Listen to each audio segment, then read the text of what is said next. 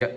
Oke, Assalamualaikum warahmatullahi wabarakatuh. Perkenalkan, nama saya Remes Armera. Kali ini saya akan menjelaskan terkait proyek proposal kelompok kami, yaitu sistem manajemen gudang. Next.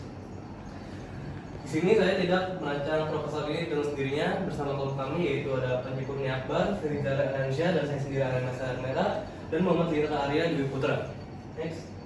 Oke, untuk di soal pertama yaitu ada jelaskan perbedaan metode waterfall, sistem prototype, dan agile development dari sisi tahapan, kapan dipakai, dan fleksibilitas. Saya akan menjelaskan terkait metode waterfall. Metode tradisional ini dengan urutan tahapan yang kaku dan sistematis seperti analisis desain, implementasi, pengujian, dan pemeliharaan. Metode waterfall ini dapat digunakan ketika kebutuhan proyek sudah rumit, namun jelas dan pasti dari awal hingga minim perubahan selama proses. Metode waterfall ini tidak terlalu fleksibel dikarenakan setelah sebuah tahap selesai sulit untuk kembali dan memperbaiki tahap sebelumnya. Di sini ada alurnya. Yang pertama ada requirement, design, implementation, verification, dan maintenance. Ya. Selanjutnya ada sistem prototype. Metode ini di mana sistemnya melalui berupa prototype keyword dan secara bertahap diperbarui sesuai umur kembali pengguna. Jadi sistem prototipe ini dapat diumpan-balikan oleh pengguna, maka dari itu developer dapat memperbaruinya secara real time. Sistem ini cocok ketika kepastian kebutuhan belum jelas dan pengguna butuh mencoba sistem agar kebutuhan bisa difinalisasi. Dikarenakan sistem manajemen gudang tersendiri itu masih belum pasti, maka dari itu web tersebut masih bisa diumpan-balikan oleh pengguna dan dapat diperbarui oleh developernya secara real time. Sistem ini lebih fleksibilitas dikarenakan memungkinkan revisi dan pengembangan berulang hingga kebutuhan tercapai. Next. Metode selanjutnya ada agile development. Metode pengembangan ini berbasis literasi, singkat, kolaborasi, dan respon cepat terhadap permintaan perubahan. Pengguna dapat melakukan umpan balik dan sistem ini dapat interaksinya lebih cepat dari sistem yang lainnya. Maka dari itu development dapat cepat tangkap untuk melakukan perubahan. Sistem ini dapat digunakan pada proyek dengan kebutuhan yang cepat berubah dan dinamis seperti sistem bisnis modern. Sistem ini memiliki tingkat fleksibilitas tertinggi, cepat menyesuaikan dengan perubahan kebutuhan di sepanjang proses. Next. Nah, di dalam metode ini dapat perbandingan metodenya. Yang pertama ada tahapan. Di waterfall sendiri sistem ini tahapannya itu satu arah, berurutan, tidak bisa mundur. Dan untuk prototipe tersendiri, iterasi dan perbaikan prototipe. Dan untuk agile, iterasi dan incremental adaptasi berkelanjutan. Dan di bagian metode waterfall ini kapan dipakainya cocok untuk kebutuhan yang tetap, jelas, dan tidak berubah. Untuk sistem prototipe sendiri, kebutuhan belum pasti, validasi diperlukan. Maka dari itu, di bagian prototipe itu masih bisa memungkinkan untuk pengguna atau developer untuk melakukan perubahan. Dan untuk di metode agile, kebutuhan itu dinamis dan sering berubah. Selanjutnya ada fleksibilitas. Untuk waterfall sendiri itu rendah, prototipe sedang, dan agile itu tinggi. Next. Nah, untuk soal kedua yaitu sesuai dengan studi kasus yang dipilih, metode apa yang akan digunakan, yaitu waterfall, prototype, atau agile, dan jelaskan pertimbangannya kenapa metode tersebut dipilih. Next. Nah, di dalam sistem manajemen gudang ini, metode yang digunakan adalah sistem prototype. Dikarenakan sistem prototype itu dapat diubah secara rekam dan dapat dimasukkan oleh penggunanya secara cepat. Dan sistem prototype ini proses pengembangannya pernah lunak di mana prototipe awal dibuat, diuji, dan diteruskan diperbaiki berdasarkan masukan pengguna. Maka dari itu, sistem manajemen gudang memilih metode prototipe untuk digunakan. Dan tindakan ini interaktif dan kemungkinan fleksibel tinggi dalam menangani perubahan kebutuhan. Next.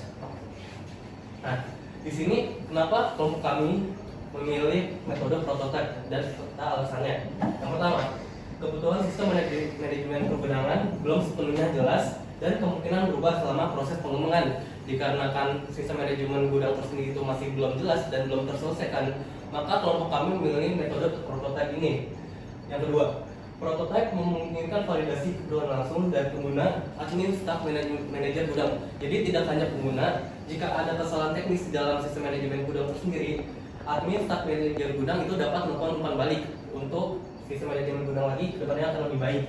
Yang ketiga, feedback pengguna dapat diintegrasikan lebih cepat dalam pengembangan sehingga produk akhir sesuai dengan kebutuhan nyata. Maka dari itu, sistem manajemen gudang memilih metode prototipe agar kedepannya itu lebih efisiensi dalam pengembangannya. Yang terakhir, metode ini mengurangi risiko kesalahan. pemahaman terhadap kebutuhan yang dapat berujung pada ketidaksesuaian sistem. Dikarenakan seperti yang sudah di poin pertama, sistem manajemen gudang ini masih belum pasti, maka dari itu metode ini sangatlah menguntungkan bagi kelompok kami. Dikarenakan metode ini dipastikan dapat mempelajarkan metode sistem manajemen gudang ke depannya. Next. Nah, keunggulan metode prototipe dalam studi kasus ini yang pertama, memberikan fleksibilitas terhadap perubahan, kebutuhan, dan deskripsivisme. Yang kedua, mendukung komunikasi dan kolaborasi aktif antara pengembang dan pengguna. Metode prototipe ini dikarenakan dapat diumpan-balikan oleh pengguna dan adminnya tersendiri, maka dari itu dapat mendukung komunikasi dan kolaborasi secara aktif. Yang ketiga, memfasilitasi deteksi masalah sejak dini sebelum pembangunan sistem secara final. Dikarenakan sistem prototipe ini belum jadi, maka pengguna dapat mengumpan-balikan secara pertama kali agar sistem manajemen gudang ini akan diperbaiki secara menerus agar finalnya itu dapat digunakan secara baik. Yang terakhir, membantu pemangku kepentingan memahami sistem melalui visualisasi secara langsung. Pengguna dapat melihat secara langsung perubahan terkait sistem manajemen gudang, maka tidak ada istilahnya itu tersembunyi, maka mereka dapat melihatnya secara langsung apakah perubahan itu sudah diperbaiki atau belum. Next. Nah, soal selanjutnya itu sesuai dengan studi kasus yang dipilih, jelaskan hasil user story apa yang didapatkan, kemudian jelaskan fitur dan fungsi produk nyatanya. Next. Nah, dari kelompok kami, user story yang didapatkan yaitu pengguna membutuhkan sistem autentikasi login yang aman untuk mengakses sistem. Jadi sistem manajemen gudang tersendiri itu tidak hanya memprioritaskan webnya saja, tetapi keamanan datanya juga agar pengguna dapat merasa nyaman untuk mengakses website tersebut. Yang kedua, pengguna ingin mampu mencatat transaksi barang masuk dan keluar secara efisien.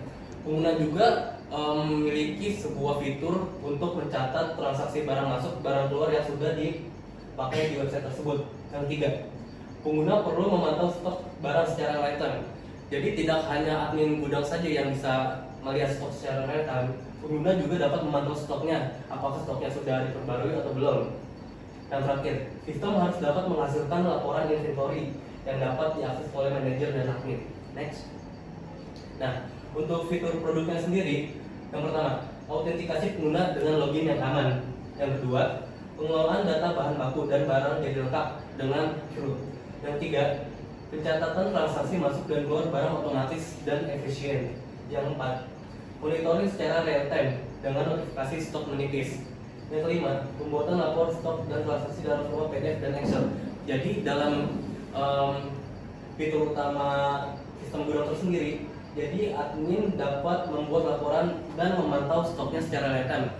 Dan juga untuk notifikasi barang menipisnya itu, admin dapat memantaunya dan dapat di format melalui PDF dan Excel.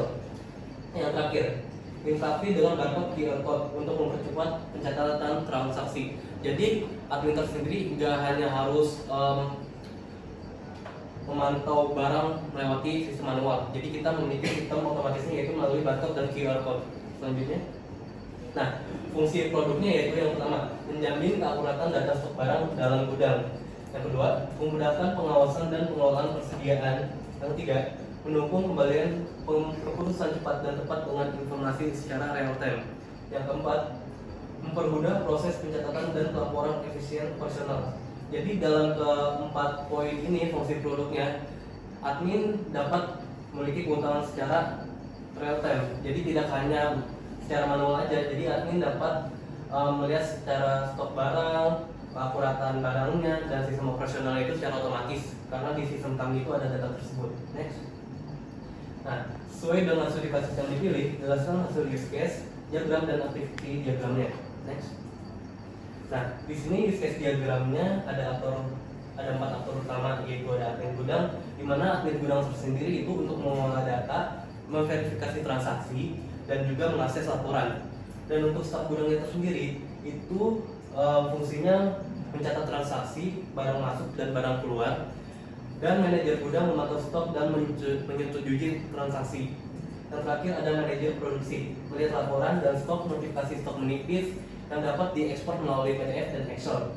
Dan fungsi utama sistem yaitu login ke sistem, input transaksi keluar dan masuk, verifikasi transaksi, pembuatan dan akses laporan internal. Next. Dan untuk activity diagram sendiri, di sini ada proses bisnis utamanya, yang dimana menggambarkan alur kerja atau rangka aktivitas sistem. Rangka prosesnya yaitu pengguna login ke sistem, staf menit data transaksi masuk atau keluar barang, sistem otomatis memperbarui stok di database, manajer melakukan verifikasi transaksi, dan juga sistem membuat laporan stok dan transaksi secara berkala. Next. Nah, untuk activity diagram yang pertama adalah CRUD. Di sini admin gudang dapat mengoperasikan CRUD create, update, create, read, update, delete.